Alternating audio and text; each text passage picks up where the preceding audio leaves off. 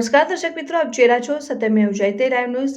પ્રાપ્ત વિગત અનુસાર વડોદરા શહેર ખંડેરાવ માર્કેટ ખાતે ફ્રૂટ માર્કેટમાં વેપાર કરતા વેપારીએ વ્યાજે પૈસા ઉધાર લીધા બાદ વ્યાજે પૈસા આપનાર વ્યક્તિએ પૈસા અને વ્યાજ માટે દબાણ કરતા વેપારીએ આપઘાત કરવાનો પ્રયાસ કર્યો હતો। સમગ્ર મામલે નવાપુરા પોલીસ મથકે વ્યાજે પૈસા આપનાર વેપારી વિરુદ્ધ ફરિયાદ નોંધી કાયદેસરની કાર્યવાહી કરી છે।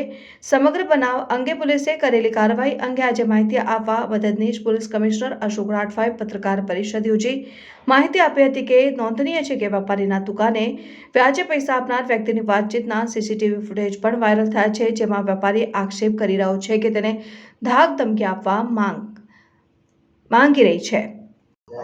નવાપુરા પોલીસ સ્ટેશનમાં 318/2024 એક એફઆઈઆર ગઈકાલ 2/12/2024 કલાક 12:00 વાગે નોંધવામાં આવેલ છે। ફરિયાદીના જણાવ્યા અનુસાર જે ફરિયાદી છે અમારા નરેશભાઈ સરીચંદ નૈનાની છે, જે પોતે વિનાયક રેસિડેન્સી વારસિયા ખાતે રહે છે અને જેઓ જે ખંડેરાવ માર્કેટ છે તેમાં ફ્રૂટનો વેપાર કરે છે।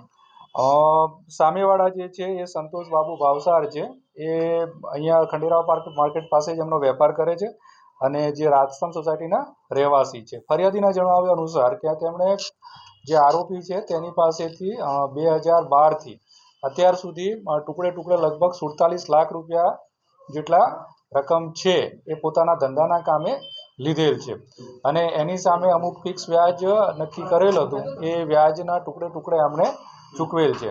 તેમ છતાં પણ જે આરોપી છે એમને ત્યાં દુકાનમાં જઈ અને ધમકી આપે છે કે તમે અમને જે તમારું જે મુદ્દલ છે એ આપી દેવામાં, પ્રિન્સિપલ છે આપી દેવામાં આવે, નહીં તો હું તમારી દુકાન પડાવી લઈશ। તો એ મુજબ છે નવાપુરા પોલીસ સ્ટેશન ખાતે મની લોન્ડરિંગ એક્ટની 40 અને 42 તેમજ આઈપીસીની બીએનએસની 308(3) અને 351(2) મુજબ ફરિયાદ નોંધીને આગળની કાર્યવાહી કરવામાં આવેલ છે। રાજકોટ છે સંતોષ ભાવસાર, શું એનો ભૂતકાળ છે, બીજા કોઈ ગુનામાં સંડોવાયેલો અથવા તો શું અત્યારે કાર્યવાહી કરી? સંતોષ ભાવસાર છે, એને અમે જેવો ગુનો નોંધાયો ત્યારે જ આરોપીની ધરપકડ કરી લેવામાં આવી હતી। એનો ભૂતકાળ વિવિધ અમારા માધ્યમો દ્વારા ચેક કરવામાં આવેલ હતો, પણ એવો કોઈનો ગુનાહિત ભૂતકાળ જણાઈ આવેલ નથી। એની સામે કોઈ પણ એવી અરજી પણ મળેલ નથી।